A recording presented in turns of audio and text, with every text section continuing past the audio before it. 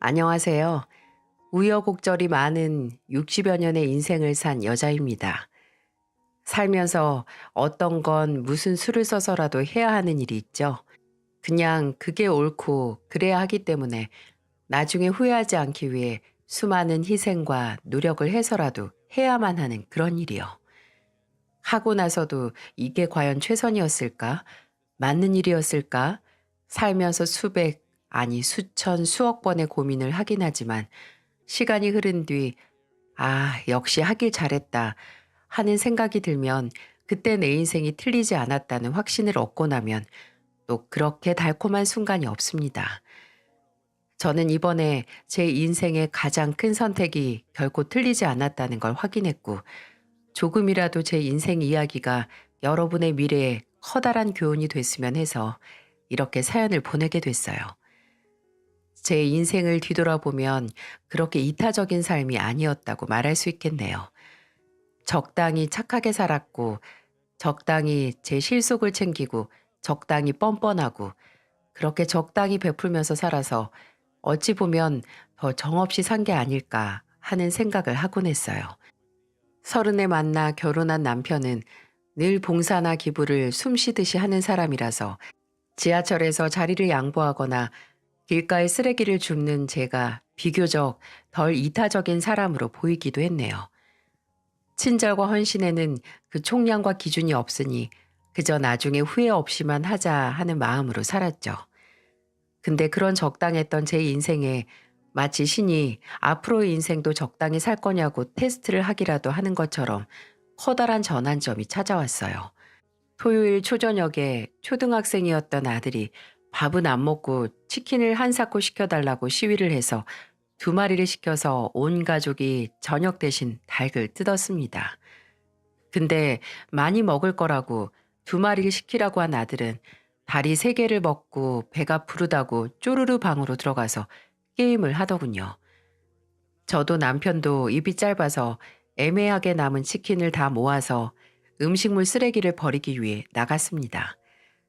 그 당시에 살던 집은 단독주택이었는데 골목에 바로 분리수거통과 음식물 쓰레기통이 있었어요. 음식물 쓰레기통 앞에서 서서 뚜껑을 열라고 하는데 뭔가 이상하더라고요. 누가 지켜보는 것처럼 얼굴이 간질거려서 옆을 딱 보니 바로 옆 골목 어귀에서 어떤 꼬마 한 명이 저를 빤히 지켜보고 있더라고요. 처음에는 놀라서 헉 소리를 낼 뻔했습니다.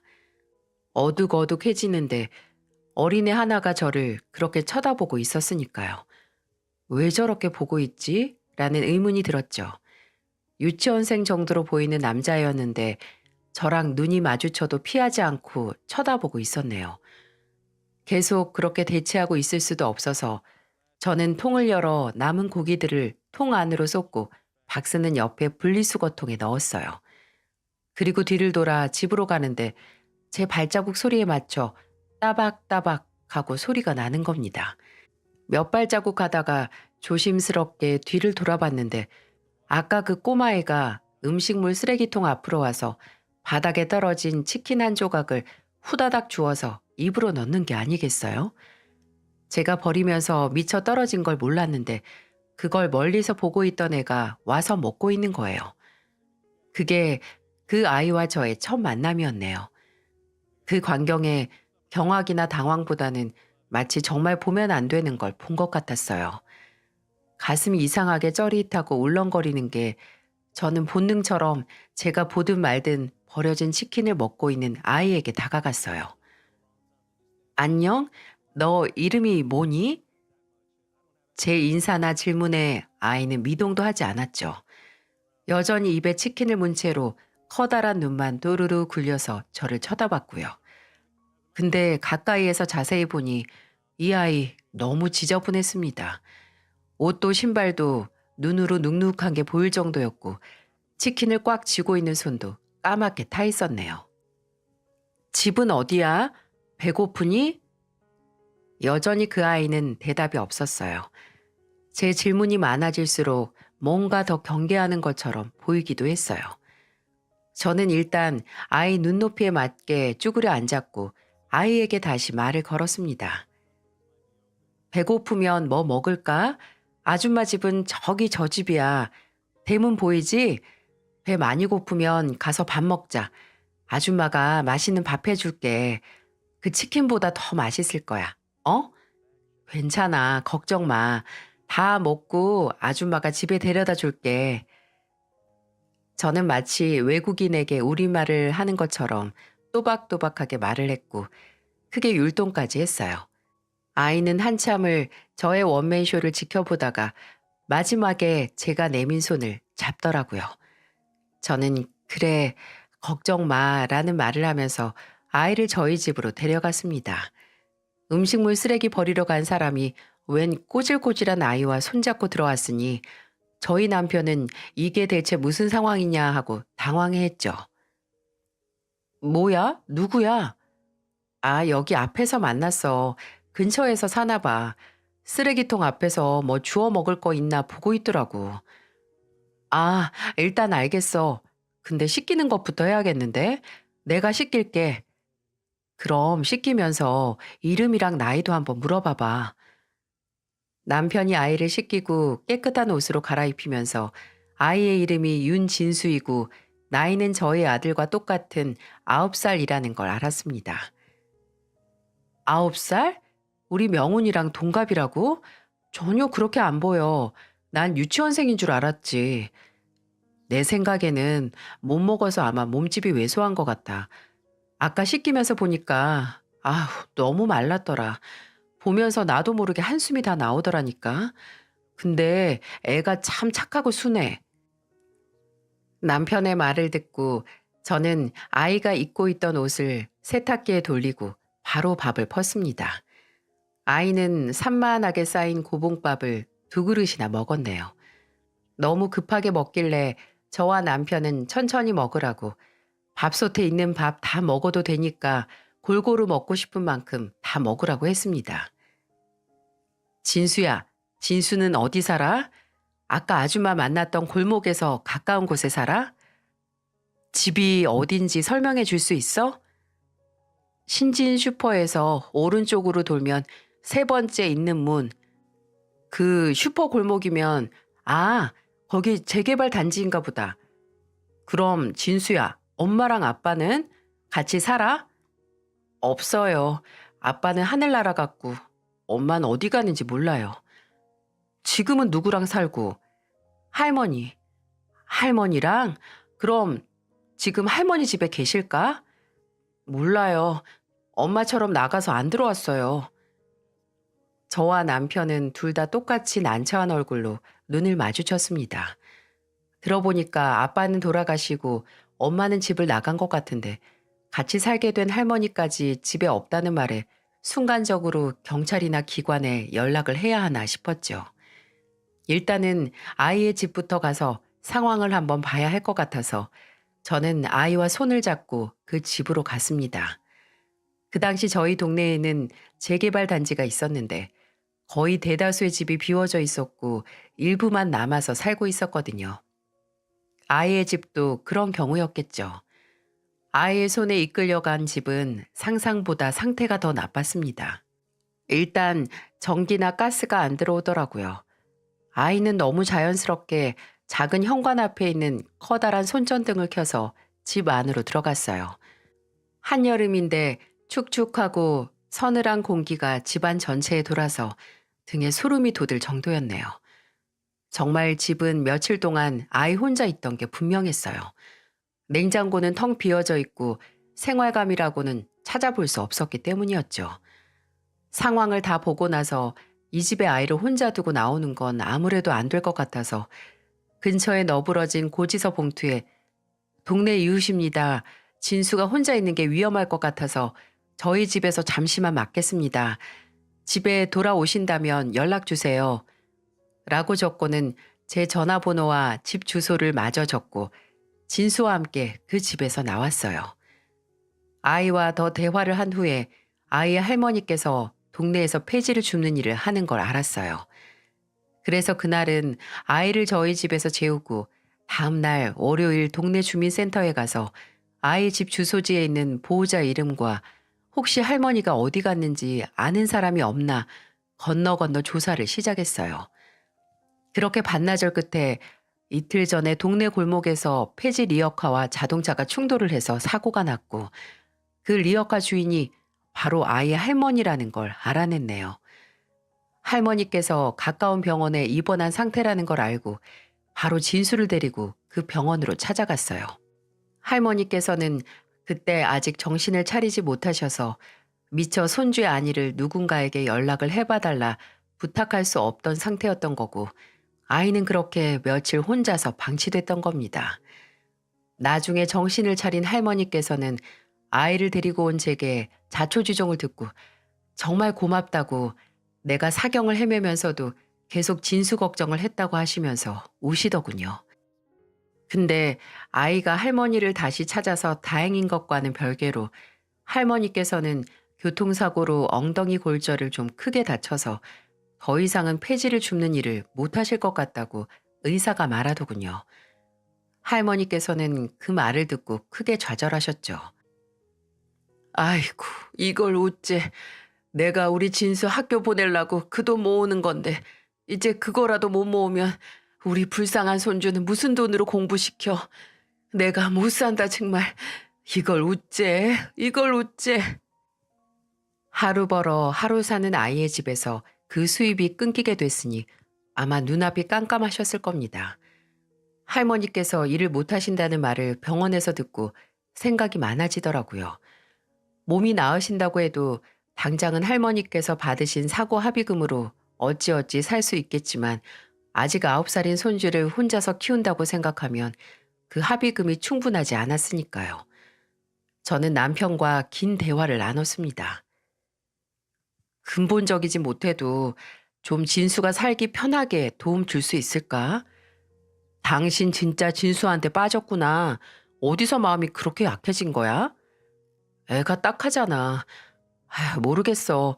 그 쓰레기통 앞에서 누가 버린 음식 주저함도 없이 바로 주워 먹는 그 간절함을 봐서 그런가?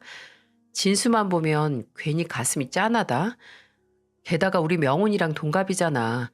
진수를 보면 우리 명훈이 생각도 나고 우리 명훈이는 따뜻한 집에서 사는데 그 어린 게 뭘 잘못한 것도 아닌데 그렇게 순하고 착한 애가 선택권도 없이 그저 그 상황에 적응하는 수밖에 없지 하면서 살아야 하는 게 서글프기도 하고. 그럼 작게나마 후원이라도 할까? 우리가 후원자가 돼서 진수가 학교 다니면서 필요한 일정한 금액을 지원하는 거야. 성인 되기 전까지 기본적으로 필요한 교육비 같은 거. 저와 남편은 상의 후에 아이의 할머니에게 말씀드렸어요. 할머니께서 허락하신다면 아이가 성인이 되기 전까지 후원자가 돼서 기본적인 지원을 하고 싶다고 말이죠. 할머니께서는 급작스러운 제안에 놀라시기도 했고 그냥 뭐라 말을 잇지 못하시더라고요. 저희는 그냥 진수만한 아들이 있고 여유가 조금이라도 있으면 그걸로 진수를 돕고 싶다고 말씀을 드렸어요. 그렇게 쓰레기통 앞에서 시작된 아이와 저희 가족의 인연이 후원이라는 형태로 변했습니다. 아이의 후원을 시작하면서 저와 남편이 또 신경을 쓰게 된 게 있는데 바로 아들이 부모님이 동갑인 아이를 챙긴다는 걸 서운해하지 않았으면 해서 아들에게도 그전보다 더 섬세한 관심을 쏟았어요. 그 후에 할머니께서는 퇴원을 하시고 아이는 다시 할머니가 계시는 집으로 돌아갔습니다. 그리고 다시 학교에 다니기 시작했어요. 저와 남편이 마련한 새 책가방을 메고 새 신발을 신고 새 옷을 사고 새 필기용품을 들고 말이죠. 남편과 저는 일단 아이가 학교 다니면서 사용할 물건들과 옷을 새로 채워주는 것부터 시작했어요. 정말 기본적인 것도 없는 게 많아서 그것부터 채워줬네요. 아이는 말로 감정을 전하는 걸 어려워했습니다. 근데 안 하는 것도 아니었어요. 처음에는 저와 남편이 후원용품을 보내거나 직접 주고 나서 다음날 대문 안으로 편지가 하나씩 들어오더군요. 직접 두고 간 건지 대문 아래 틈으로 넣은 것 같았습니다. 바로 아이가 보낸 편지였어요. 거긴 아이답지 않게 깨끗한 글씨로 저희에게 감사의 인사를 하는 내용이 적혀 있었죠. 신발을 사주셔서 감사합니다. 오늘 그 신발 신고 축구를 했어요. 아줌마가 사주신 연필하고 노트로 공부를 했어요. 공부를 해서 오늘 본 받아쓰기 100점 받았어요. 라는 마치 일기 같은 내용이 적혀 있었고 저는 그 편지를 고이 간직했습니다. 어린아이에게 감사를 받기 위해 한 일이 아니라 어른으로서 그저 할 수 있는 일을 한 것뿐인데 아이의 인사는 제 마음을 따뜻하게 벅차오르게 만들기도 했고 또 그 얄팍한 마음에 부끄러움을 느끼게 만들기도 했어요. 아이의 기본적인 생활을 돕는 거에는 병원 진료도 포함됐어요. 할머니께서 아이를 데리고 다니면서 검진을 받게 할 수 없으니 제가 제 아들과 데리고 다니면서 기본적인 알러지 검사를 하거나 건강검진도 하고 예방접종을 마쳤죠. 어머, 진수는 견과류 알러지가 있네? 견과류 알러지가 뭐야? 견과류는 땅콩이나 호두 같은 걸 말하는 건데 그 알러지가 있는 사람은 견과류를 먹으면 안 돼. 먹으면 몸에 두드러기가 나고 심하면 목이나 폐까지 무리가 가서 숨쉬기도 어려워. 헐, 야, 윤진수, 너 땅콩 들어간 초콜릿도 못 먹겠네? 짱 불쌍하다. 불쌍할 게 뭐 있어. 그거 말고도 세상에 맛있는 게 많은데. 진수야, 학교에서 먹는 거 조심해야 돼. 알았지? 담임 선생님께는 아줌마가 연락할 테니까. 아이는 마땅히 받아야 할 관심과 보살핌을 받으면서 무럭무럭 자랐습니다. 아이는 그 관심에 보답이라도 하듯 2학년에 올라가고 3학년에 올라가고 4학년으로 올라가면서 늘 반에서 반장을 했고 또 성적도 나날이 늘었어요. 학원은 보내지도 않았는데도 원래 머리가 좋은 건지 아니면 그만큼 노력을 하는 건지 성적이 우수해서 선생님들마다 후원자인 저를 만나면 아이 칭찬을 그렇게 하셨네요. 혹시 애가 도움을 받는다는 생각에 무리를 하는 건 아닌가 해서 종종 만나서 외식을 할 때마다 제가 공부를 좀 쉬엄쉬엄 하고 밖에서 더 뛰어놀라 해도 아이는 그냥 수줍게 웃기만 하더라고요. 이제 좀 구김살 없이 그 나이대에 맞게 해맑게 살 수 있을 것 같았는데 아이가 초등학교 5학년 2학기에 올라갈 때쯤 할머니께서 돌아가시고 아이는 다시 어린 나이에 큰 이별을 겪게 됐습니다. 할머니께서는 돌아가시기 전 혼자 두고 가는 손주가 끝내 마음이 밟혀서 원래 제게 다른 부탁 하나 하지 않으시던 분이 제 손을 꼭 잡고 말씀을 하셨네요. 내가 우리 미애 씨한테 너무 고마운 게 많아요. 내가 그동안 빚을 많이 졌어. 우리 진수가 요새 웃고 사는 게 다 우리 미애 씨 가족 덕분이에요. 아휴, 우리 불쌍한 진수. 내가 매일같이 나 죽으면 어떻게 하나 늘 걱정하고 있어요. 애미애비도 없이 혼자 남은 진수. 그나마 이 헬미가 가족이라고 서로 의지하면서 살았는데 미애 씨, 이 늙은이가 염치도 없이 딱 하나 부탁할 게 있어요. 우리 진수, 제발 나 죽어서도 외롭지 않게 해줘요. 내가 이렇게 부탁할게요. 나중에 아이의 할머니 장례식이 끝나고 그 말을 곰곰이 생각해 봤어요. 지금 내가 순간의 감정에 휘둘리는 게 아닌가, 충동적인 선택이 아닐까 하고요. 그리고 남편에게 말을 꺼냈죠.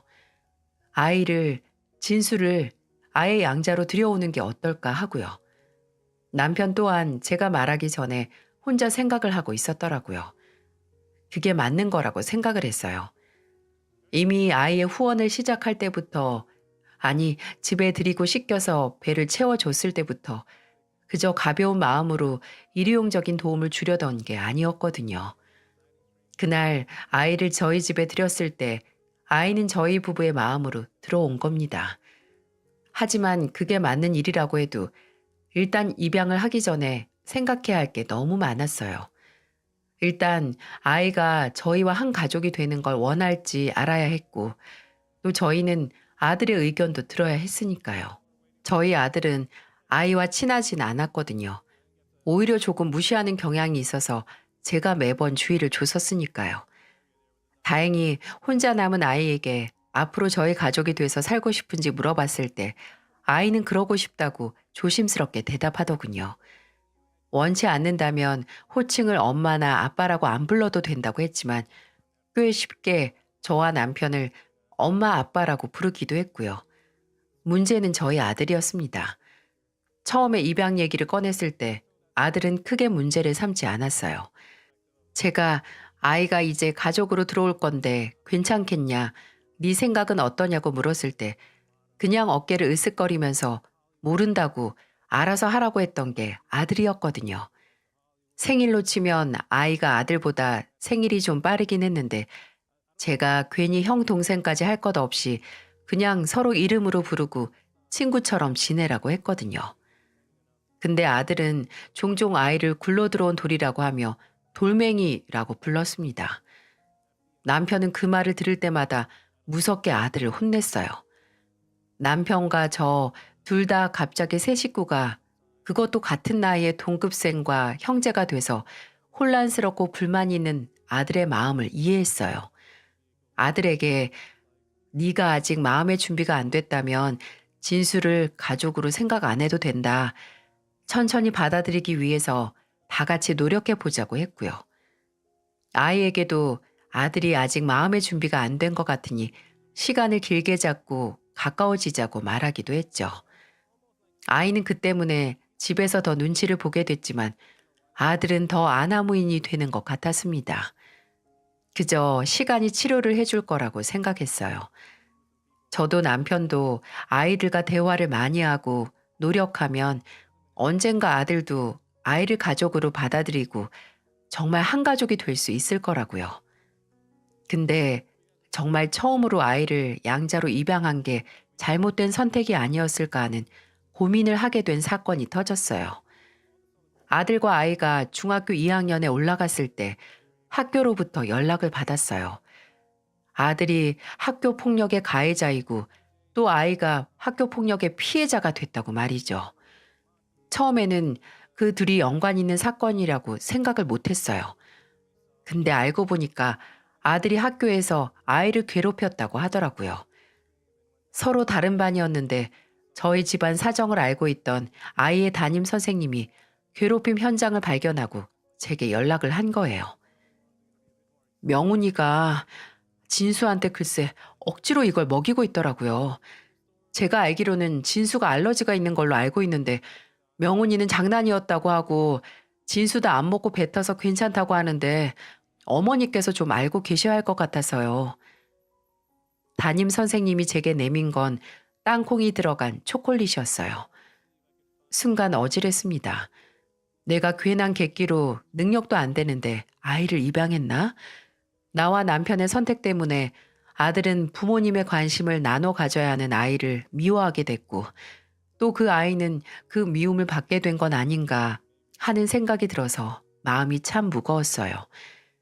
아들의 행동이 악질적이었지만 행동의 기저에는 부모의 일방적인 선택에 대한 불만을 표출하는 건 아닌가 싶었죠. 하지만 분명히 훈육이 필요한 사건이긴 했습니다. 최명훈, 진술 왜 그렇게 미워해? 진수가 그거 먹었으면 어떻게 할 뻔했어? 아이, 장난이라고. 장난도 못해? 언제는 형제처럼 사이좋게 지내라며. 너 엄마랑 말장난하니? 그게 어떻게 장난이야? 다른 애들이 너한테 그러면 너도 그거 장난이라고 생각했을까? 엄마가 처음에 뭐라고 했어? 네가 원치 않으면 진수를 가족으로 생각 안 해도 된다고. 그냥 한 지붕 아래에 사는 친구, 또래 친구라고 생각하라고 했잖아. 네가 받아들일 때까지 이 아빠도 엄마도 진수도 기다린다고. 근데 왜 그렇게 진수를 못 괴롭혀서 그래? 어? 진수가 무슨 잘못이 있어? 저도 남편도 아들을 기다려주고 어떻게 해서든 대화를 하려고 했지만 별다른 변화가 없었어요. 아이와 아들은 절대 친해지지 않았고 종종 아들은 아이를 괴롭혔죠. 그럴 때마다 아이에게 미안하다, 명훈이가 너무 못살게 굴지라고 말하면 아이는 조용히 이렇게 말했어요. 괜찮아요. 명훈이도 이해해요. 갑자기 같은 아들이라고 제가 온 건데 미울 수도 있죠. 그냥 이 문제로 엄마랑 아빠가 저 데려온 거 후회만 안 하셨으면 좋겠어요. 그 말을 들은 후로는 아이와 아들 사이에 갈등이 생길 때마다 저와 남편의 선택을 의심도 하지 않았습니다. 아이를 정말 아들로 받아들인 이상 괜히 문제가 생길 때마다 의심하고 후회한다면 정말 아이를 온전히 가족으로 생각하지 않는 거니까요. 아직 어린애가 그런 걱정을 하고 있다는 걸 안 후로는 저도 남편도 마음을 굳게 먹었네요. 애들이 고등학교에 진학했을 때는 서로 다른 고등학교를 지망해서 갔습니다. 학교라도 따로 다니면 부딪힐 일도 없으니 더 낫지 않을까 했죠. 근데 시간이 갈수록 명훈이가 저와 남편의 죄책감을 이용하는 것 같았어요. 애들이 고등학교를 졸업했을 때 명훈이는 성적에 맞춰서 지방 전문대 진학을 했고 진수는 서울에 있는 꽤 유명한 법대에 진학을 했어요. 명훈이는 원래 공부에 취미가 없어서 저도 남편도 괜히 싫어하는 공부 시키지 말고 다른 하고 싶은 일 있으면 그 기술을 배워서 살길 바랬거든요. 진수는 학교 성적이 늘 좋아서 원하는 대로 공부를 시켰고요. 근데 애들이 대학에 들어간 지 아직 1학기도 지나지 않았을 때 명훈이는 돌연 학교를 자퇴하더니 군대에 들어가겠다고 했습니다. 저도 남편도 놀랐지만 명훈이가 아무래도 본인의 길이 아닌 것 같다고 군대 갔다 오고 나서 진로를 다시 정하겠다고 해서 그러라고 했죠. 그렇게 군대에 갔다 온 명훈이는 저희 부부에게 식당을 차리고 싶다고 손을 벌렸어요. 대학교도 자퇴했으니까 3년 학교 다닐 등록금 그냥 현금으로 주세요. 그럼 그걸로 알아서 식당 차릴게요. 군대에서 만난 선임이랑 같이 대학가에서 술집이나 창업하려고요. 저는 명훈이에게 너무 성급한 거 아니냐고 좀 더 생각해 보라고 했지만 명훈이는 막무가내였어요. 본인을 설득하는 저와 남편에게 공부 잘하는 아들한테는 돈 주는 게 안 아깝고 공부 못하고 지방 전문대도 자퇴한 아들한테는 투자하기가 그렇게 아깝냐고까지 해서 끝내 사업 자금을 받아갔네요. 저희 명훈이가 건방진 말을 한 건 맞지만 저도 남편도 늘 마음 한켠에는 명훈이에 대한 죄책감이 있었거든요. 어쨌든 저와 남편의 선택 때문에 명훈이가 부모에게 받을 관심을 나눠 받아야 했던 건 사실이었으니까요. 그렇게 명훈이는 원하던 대로 대학가에 술집을 차렸고 진수는 로스쿨에 들어갔습니다. 처음에는 학비가 너무 비싸다고 로스쿨 안 가고 그냥 취업하겠다고 했는데 저와 남편이 극구 말리고 법대 간 게 아깝고 원래 변호사 되고 싶지 않았냐고 설득을 해서 들어간 거였어요. 진수가 로스쿨에 다니면서 밤낮 없이 공부를 하느라 집에 들어와 있는 시간이 적을 때 명훈이는 아예 자취를 시작했고 얼마 안 있어 예상치도 못한 소식을 들고 오더라고요. 바로 결혼을 한다는 소식이었어요. 본인 술집에서 알바하던 알바생인데 연애를 한 지 반년 정도 됐고 이번 연도에 결혼을 한다는 말이었죠. 그렇게 순식간에 결혼까지 하더니 결혼하고 나서 몇 달 안 가 임신까지 하더라고요. 속전속결로 후다닥 해치우는 명훈이 덕에 나이 50에 할머니 소리를 듣게 됐네요. 하지만 며느리도 손주도 참 예뻤습니다. 어린 며느리가 애틋하기도 했고 어린 만큼 질문도 많고 모르는 것도 많아서 귀엽기도 했고요. 근데 그 어리숙함이 끝내 독이 되더군요. 처음에는 그 미숙함이 그저 그 나이 때 어련히 나아지겠지 하고 넘어갈 만한 일이라고 생각을 했는데 그건 나이에서 오는 미숙함이 아니라 그냥 며느리의 타고난 성격이더라고요. 며느리에게 먼저 연락을 받는다던가 시댁에 자주 오길 바라는 건 한 번도 없었습니다.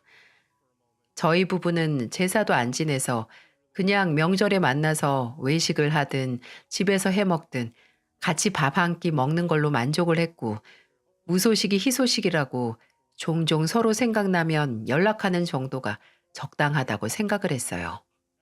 근데 하루는 며느리가 그 전에 저희 집에서 갓김치를 먹고 너무 맛있다고 친정 어머니가 갓김치를 정말 좋아하신다고 하더라고요.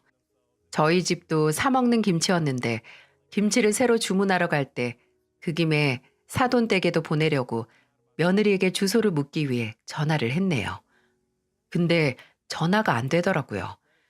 2번 정도 했는데 안 받길래 그냥 문자로 그 김치 주문하러 가는데 사돈댁 주소 좀 문자로 남겨주렴 하고 보내놨습니다. 근데 그날 밤 명훈이에게서 전화가 왔어요. 엄마, 오늘 미니한테 전화했어요? 어? 그래, 했어.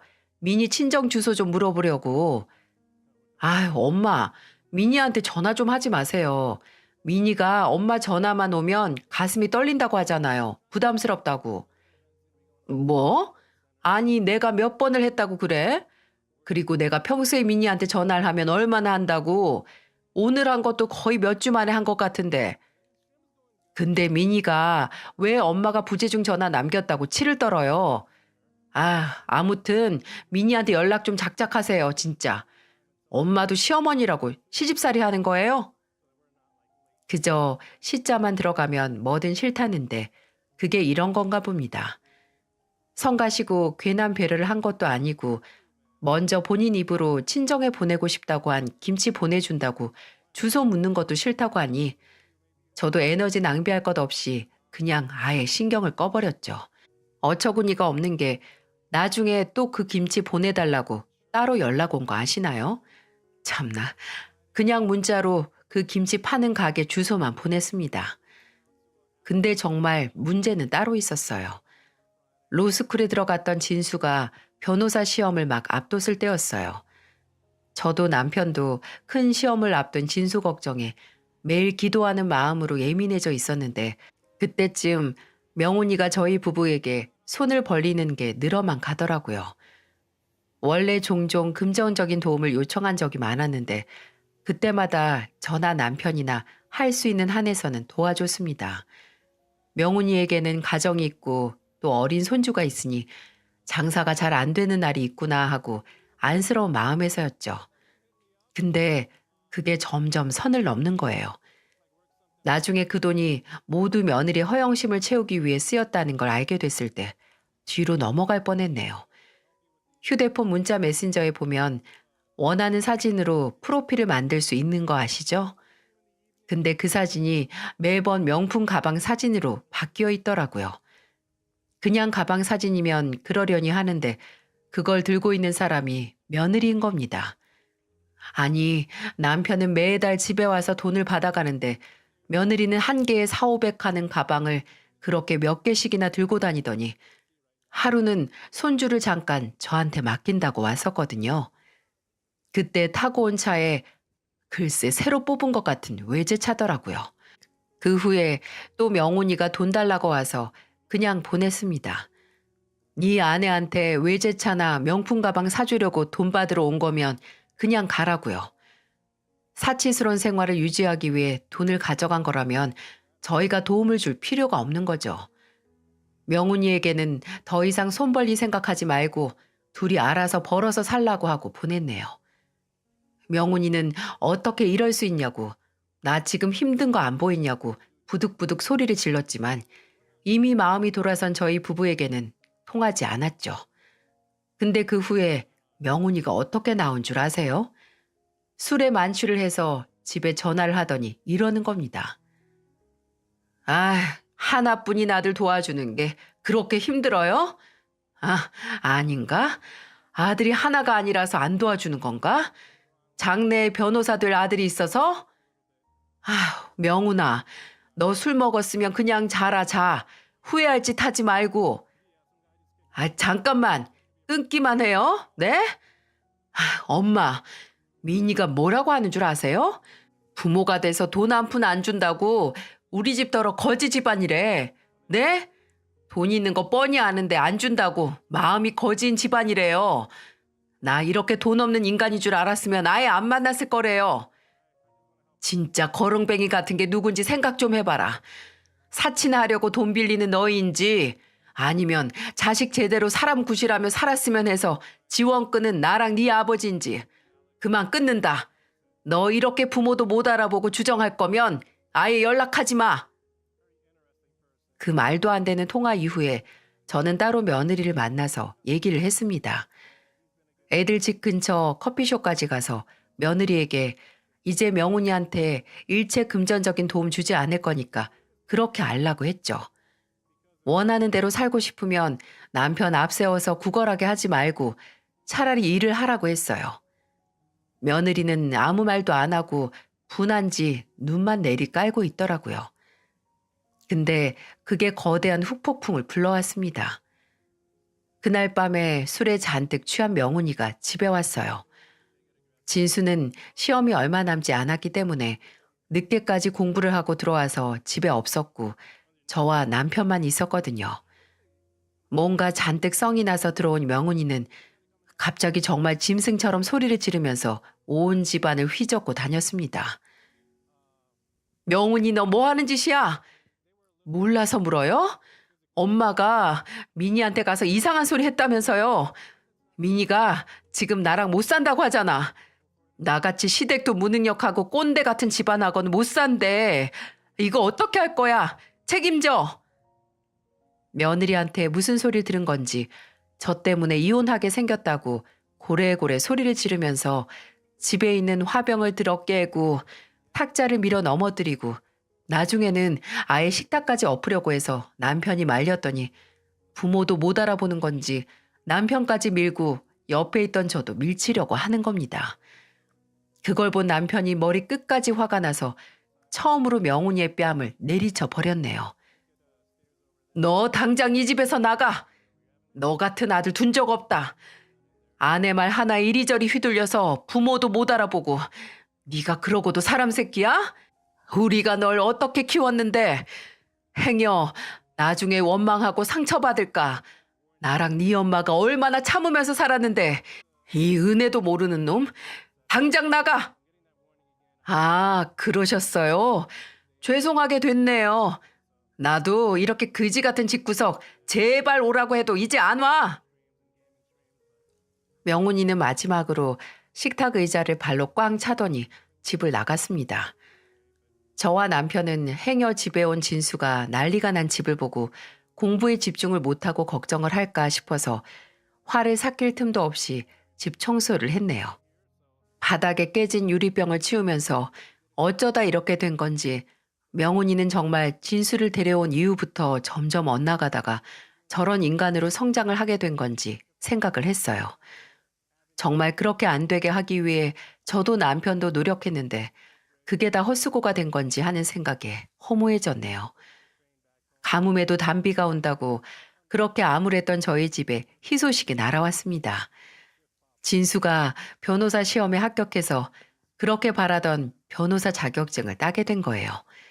합격 발표 당일에 진수는 합격 소식을 전하면서 저와 남편에게 절을 하면서 말했어요. 엄마, 아빠, 저를 살려주셔서 감사합니다. 그날 엄마랑 아빠가 저를 살려주셔서 제가 모든 걸 이룰 수 있었어요. 정말 감사합니다. 쓰레기통 앞에서 만났던 진수가 윤진수에서 최진수가 되어 제 아들이 되고 어엿하게 본인의 꿈을 이루다니 기쁨과 보람보다는 그저 지금까지 묵묵하게 버틴 진수가 애틋하고 또 고맙기만 했습니다. 또 진수의 성공이 빛이 날수록 괜히 명훈이에 대한 생각이 복잡해졌네요. 그렇게 진수가 시험에 합격하고 작은 변호사 사무실에 들어갔을 때 생각지도 못한 난관이 저희 가족을 덮쳤어요. 남편이 담낭한 판정을 받은 겁니다. 이미 2기가 지나가 간이나 담관까지 퍼진 상태에서 어떻게 손을 쓸 수가 없었죠. 담낭암은 암 중에서도 초기 증세를 알아차리기가 어렵다고 하는데 불행하게도 남편이 그런 경우였어요. 남편에게 남은 시간은 고작 반년도 안 됐죠. 진수는 남편의 암 진단 소식을 듣고 막 들어간 변호사 사무실을 그만뒀어요. 그리고 남편 옆에서 간병을 시작했습니다. 엄마가 혼자 아빠를 어떻게 돌봐요. 아버지 부축하는 것도 힘들어 하시면서 제가 아빠 옆을 지킬게요.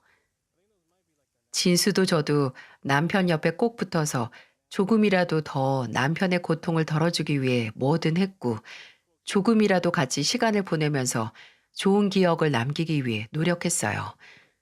남편의 컨디션이 좋은 날에는 밖으로 나가기도 했고 컨디션이 안 좋아지면 진수가 남편을 업고 다니기도 했죠. 남편은 그해 겨울에 세상을 떠났습니다. 남편은 절대 후회가 없다고 진수 변호사 되는 거 보고 가서 다행이라고 했고, 제게 고맙다고 제가 그간 남편의 삶을 완성시켰다는 말을 하고 눈을 감았죠. 명훈이도 남편의 장례식에 참석해서 자리를 지켰습니다. 마지막에 실망스러운 모습만 보인 게 생각이 나는지 후회하는 게 많은 복잡한 표정으로 말이죠. 근데 그래서 표정이 복잡한 게 아니었어요. 명훈이는 그때부터 계산을 하고 있었는지도 모릅니다. 장례식 후에 집에서 남편의 물건을 정리하면서 명훈이에게 따로 아버지 물건 중에서 갖고 싶은 거 있으면 와서 가져가라고 문자를 남겼었거든요. 그 문자를 받고 집에 온 명훈이가 바란 건 생전 남편이 읽던 책이나 분신처럼 가지고 다니던 안경, 쓰던 로션 냄새가 짙게 밴 손수건도 아니었어요. 아빠 재산이랑 보험금 나온 거 윤진수 그 자식한테도 줄 거예요? 아니죠? 무슨 소린가 했습니다. 아직 생전 작게 무역회사를 해서 재산을 모은 남편의 돈을 어떻게 할지 생각도 안 하고 있었는데, 명훈이가 집에 온 이유는 바로 그 재산을 지가 보기에 굴러들어온 진수에게 조금이라도 갈까봐 무서워서 찾아온 거였어요. 윤진수가 아니라 최진수야. 그리고 아직 생각도 안 하고 있었어. 아직 내가 살아있는데 왜 벌써 재산을 나눠줘? 또 돈 얘기할 거면 차라리 오지 마라. 그게 엄마 재산도 아니잖아요. 나도 받을 권리 있다고. 보험금이라도 나눠주든가. 저는 그대로 명훈이를 쫓아냈어요. 줄 돈 하나도 없다고 돈 얘기 너한테 할 만큼 했으니 2번 다시 하지 말고 할 거면 아예 오지도 말라고 소리를 지르면서 쫓아냈어요. 근데 명훈이는 끈질겼어요. 당장 돈에 눈이 먼 괴물이 된 것 마냥 집에 찾아와서 저를 위협하는 일이 잦아졌어요. 경찰을 부른다고 해도 부르라고 아주 배짱을 부리는데, 그러다가 끝내 제게 폭력까지 쓰더군요. 매번 위협만 하더니 이제는 아버지가 없는 집에서 어머니 혼자 있으니 애가 분간을 못하고 고삐가 풀려서 덤비는 겁니다. 사업이 힘드니 일단 1억만 내놓으라고 저를 밀치고 물건까지 던져서 맞아 넘어지고 멍도 들었네요. 다음에 올 때까지 보험금 현금으로 준비하라고 으름장을 놓고 가는데, 저게 내 배 아파 낳은 자식이 아니라 악귀 같은 빚쟁이 같다는 생각에 어찌나 서러운지 바닥에 명훈이가 던진 물건을 주워 정리를 하고 있는데, 그때 마침 진수가 집으로 들어오는 겁니다. 제가 마중을 나가면서 살짝 발목을 절었는데 집으로 들어오던 진수의 얼굴이 굳더군요. 엄마, 왜 그래요? 뭔가 이상하다는 걸 눈치챈 진수가 집 안으로 들어와 바닥에 널브러진 물건들을 보더니 제게 다가와 천천히 저를 살펴보더군요. 그리고 팔목에 든 멍과 목에 난 상처를 보고 표정이 무섭게 변하더니 말했습니다. 이거 최명훈이죠? 와서 엄마한테 폭력까지 휘둘렀어요? 걔 성격 알잖니. 또 지성질 못 이겨서 그런 거지 뭐. 엄마, 걔 고소해요. 네? 가정폭력으로 고소해서 더는 엄마한테 이런지 못하게 하자고요. 뭐? 고소를? 제발 제 말 좀 들어주세요. 걔는 돈 받기 전까지 계속 올걸요? 그리고 그걸로도 만족 못해서 매번 또 아버지 재산 거덜낼 때까지 이 집 계속할 거고요. 어떻게 엄마를 이렇게 만들어요? 매번 제 핑계만 대면서 엄마랑 아빠 죄책감 건드리면서 지 이득만 챙긴 놈, 더는 가만히 못 둬요. 엄마, 저도 엄마 자식이잖아요. 아빠도 이제 안 계신데 제가 엄마 지킬 수 있게 해주세요. 그렇게 저도 더 이상 돈 가지고 폭력까지 휘두르는 아들을 두고 볼 수 없어서 진수의 말을 듣고 명훈이를 고소했습니다. 가정폭력과 폭행으로 말이죠. 그 당시 다시 변호사 사무실에 들어갔던 진수의 도움을 받아서 고소를 진행했어요. 근데 고소를 진행하면서 전혀 상상도 못했던 걸 알게 됐고 정신이 아득해졌습니다. 엄마, 오늘 고소장을 준비하다가 저희 사무실 직원이 알아낸 건데 명훈이 앞으로 구속 절차 진행 중인 게 있다고 하던데요. 걔 사기 혐의로 형사 고소된 게 3건이나 된대요. 2억 정도 되는 금액 사기를 쳤다고 하는데요. 알고 보니 제가 고소하기도 전에 먼저 감옥에 갈 위기더라고요. 제게 돈을 달라고 했던 것도 그 합의금을 어떻게든 해결해서 감옥에 가지 않기 위해서였던 거죠. 근데 민사 고소가 아니라 형사라니 구속을 피할 수 없을 거라고 진수가 그러더군요. 나중에 며느리에게까지 연락이 와서 제게 제발 도와달라고 합의금이랑 또 고소 좀 취하해달라고 싹싹 비는데 다 업보라고 하고 무시했습니다. 근데 참 악독하게도 부지런했던 게 제가 신분증을 분실한 적이 있었거든요. 근데 명훈이 그 녀석이 제 신분증으로 휴대폰을 개통을 해서 그걸로 은행 대출까지 신청한 거 아시나요? 이게 정말 말이 되나요? 어느 날 갑자기 은행에서 대출 신청된 거 물어볼 게 있다고 연락이 와서 뭐지 했는데 다 명훈이 그놈 짓이었던 겁니다. 앞으로도 뒤로도 제게 돈을 어떻게 해서든 가져가려고 했던 거죠. 다행히 진수가 은행에 연락을 해서 해결을 했고 명의 도용까지 더해져서 고소를 했네요. 끝내 제 아들 명훈이는 죗값을 받기 위해 감옥에 들어가서 형을 살게 됐어요. 형량이 확정되고 나서 그런 생각이 들더라고요. 제가 명훈이를 이렇게 만들었나 하고요. 다른 부모들도 다 마찬가지 생각일 겁니다. 자식이 잘못을 하면 부모인 제 행동을 돌아보게 되죠. 근데 그 죄책감도 다 부질없는 것 같아요. 정말 안 한 게 없었거든요. 명훈이가 자라오는 환경에서 혹시나 진수의 입양 문제가 나쁜 영향을 미치지 않도록 말이죠.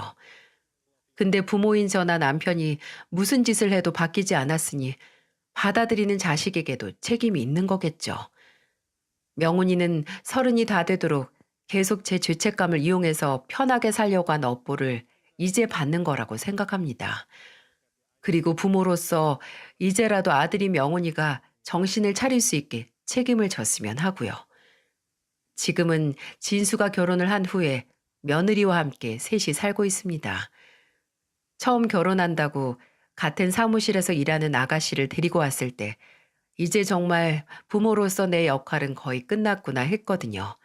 근데 갑자기 며느리 될 사람과 먼저 상의를 했는지 모시고 살겠다는 말을 꺼냈을 때는 놀라고 또 고마웠어요. 하지만 처음에는 거절했습니다. 근데 진수가 아니라 며느리가 얘기를 꺼내더군요.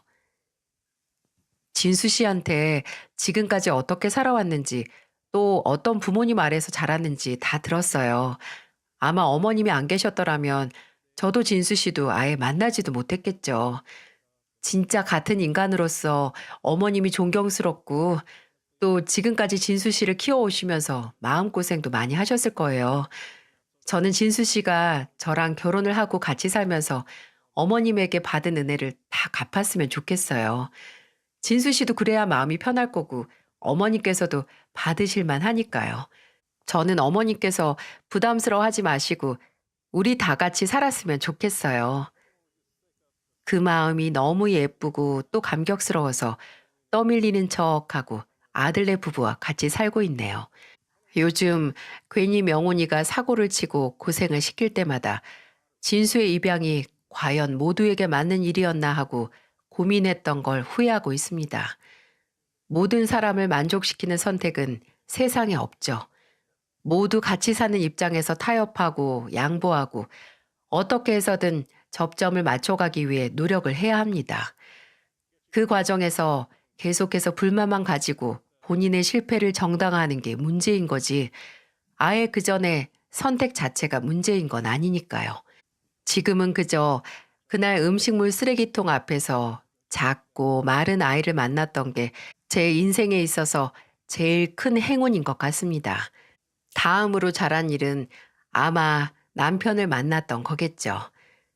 여러분은 아마 저를 미련하다고 생각하실지도 모르겠지만 저는 아직 명훈이를 포기하지 않았습니다. 그렇다고 먼저 다가가는 게 아니라 그냥 기다리려고요. 나중에 본인 죗값을 받고 사회에 나왔을 때 정신을 차리고 온다면 두 팔 벌려 환영할 거고, 그래도 정신을 차리지 못했으면 그냥 서로 다른 길을 가는 거겠죠.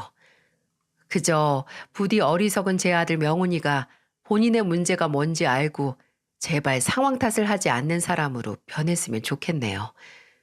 그날까지 저는 진수와 또 며느라이와 좋은 추억 쌓아가며 살아가려고 합니다. 제 이야기를 끝까지 들어주셔서 정말 감사합니다. 여러분께서도 부디 인생을 바꿀 만한 선택을 하시고 의심도 후회도 결코 하지 않으셨으면 합니다.